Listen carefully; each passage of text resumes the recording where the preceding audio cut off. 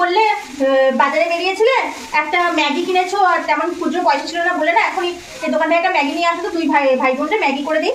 এ না মা, ম্যাগি কিনে আনলাম তোমার জন্য, একটু ম্যাগিটা রান্না করে দিও না মা। মেয়ের তো কালকে আবার সংস্কৃত পরীক্ষা, পড়াবো, একটু সময়ও লাগবে, তার পড়াটা হবে না।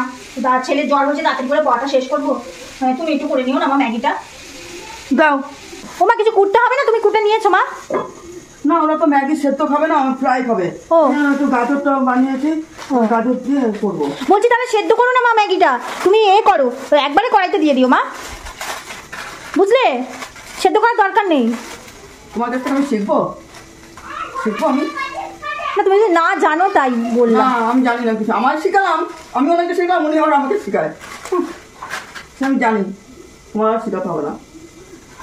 না এখন তো সবাই, তুমি তো মানে কি বলবো, ম্যাগি তো এখনকার যুগে, তুমি তো আগেকার যুগের মানুষ। তো আমি আগের যুগের লোকের রান্না করি, এখনকার যুগের রান্না তুমি তোমাদের করে করে খাওয়াই না, সেই জন্য।